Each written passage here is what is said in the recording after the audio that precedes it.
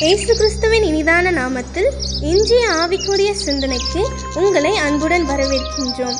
இப்போதும் ஒரு பாடலுக்கு பின்பு உங்கள் சிந்தையை தெளிவிக்கும் ஆவிக்குரிய செய்தியை கேட்கலாம். வண்ணாந்திரம்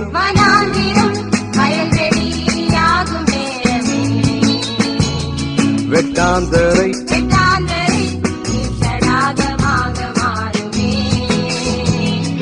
வயல்வெளி காடாக எண்ணப்படுமே.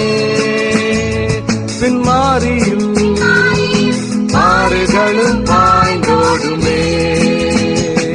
வண்ணாந்திரம்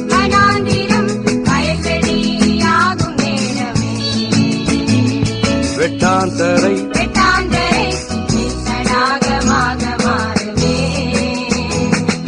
வயல்வெளி காடாக எண்ணப்படுமே. பின்மாரியில் ஆறுகளும் பாய்ந்தோடுமே.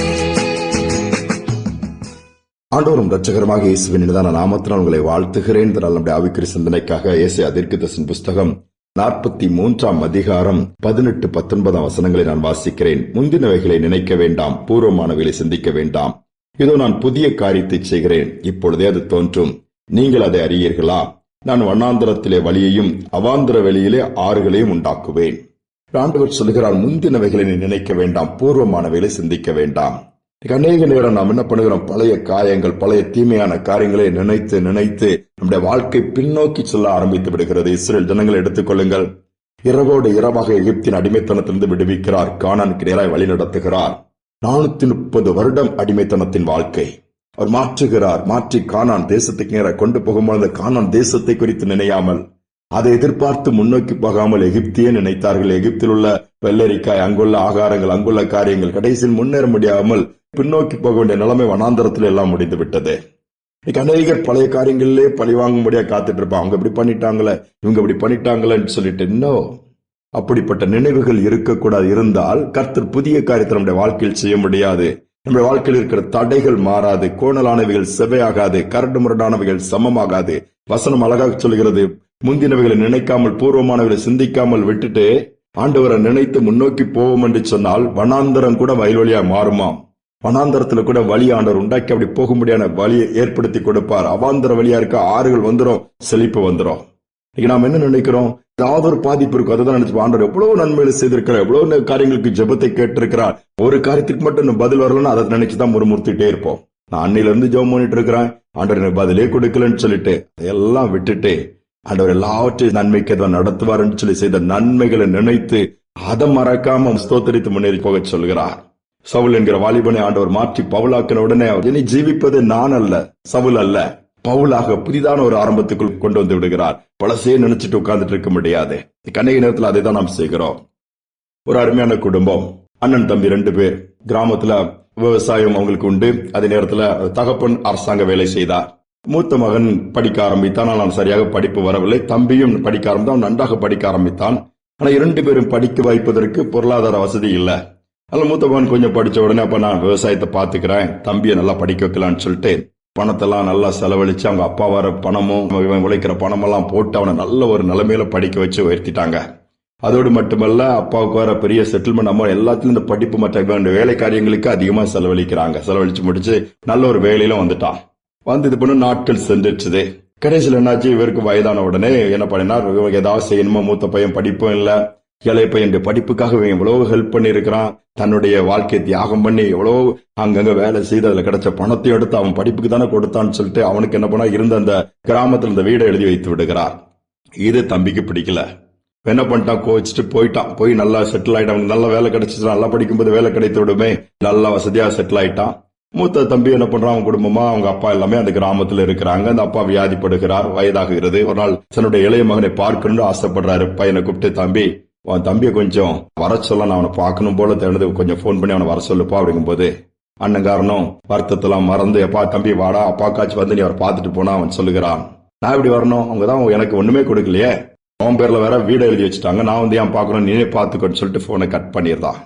யோசித்து பாருங்க, எவ்வளவு படிப்புக்கு இவருடைய பணமெல்லாம் அந்த மகனுக்கு தான் செலவழித்தார். ஆனாலும் அதை மறந்து விட்டு ஒரு சின்ன காரியம் நினைத்தால் எவ்வளவு பெரிய வீடுகளை வாங்கலாம், எவ்வளவு பெரிய வீடுகள் அவனுக்கு இருக்கிறது, ஆனாலும் அந்த அற்பமான காரியத்தை, அவர் சின்ன காரியம், அதை விட்டு கொடுக்க மனசு இல்லாம அதே பழைய காலத்துல உள்ளதே நினைச்சிட்டு, அநேக பிள்ளைகள் அப்படிதான் இருக்கு. எங்க அப்பா எனக்கு செய்யல, எங்க அண்ணனுக்கு செஞ்சுட்டாங்க, எங்க தம்பிக்கு செஞ்சுட்டாங்க, அக்காவுக்கு செஞ்சுட்டாங்க, தங்கச்சிக்கு செஞ்சுட்டாங்க, இப்படித்தான் சண்டை போடுற கூட்டனுக்கு அதிகம். கேட்டா வேதத்தை தூக்கிட்டு ஆலயத்துக்கு போற கூட்டத்திலே அவங்களும் இருப்பாங்க.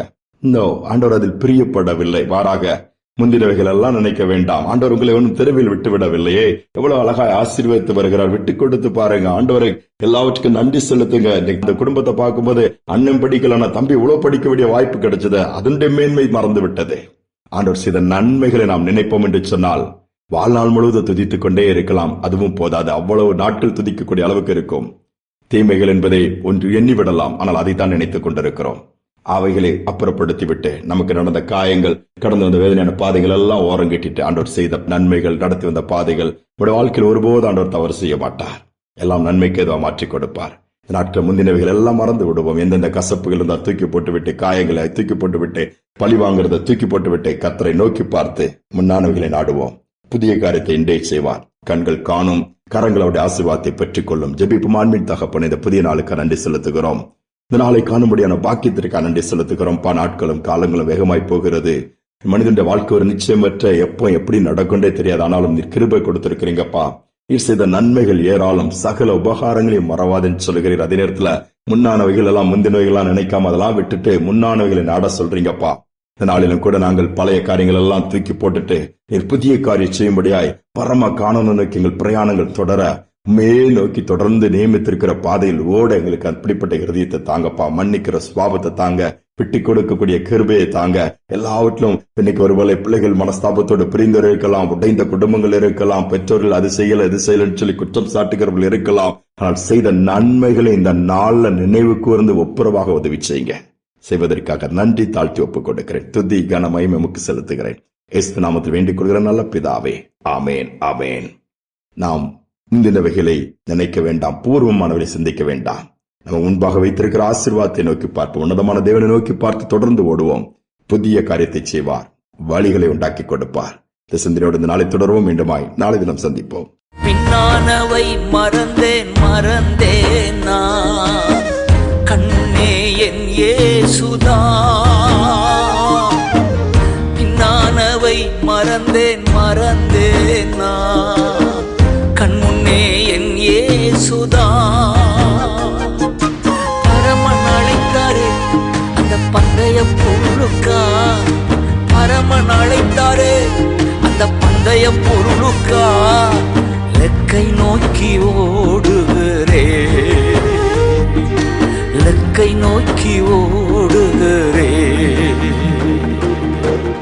எதற்காய் அழைத்தாரோ அதை நான் செய்து முடிக்க, எதற்காய் அழைத்தாரோ அதை நான் செய்து முடிக்க, ஆசையாய் தொடர்ந்து ஓடுகிறேன்.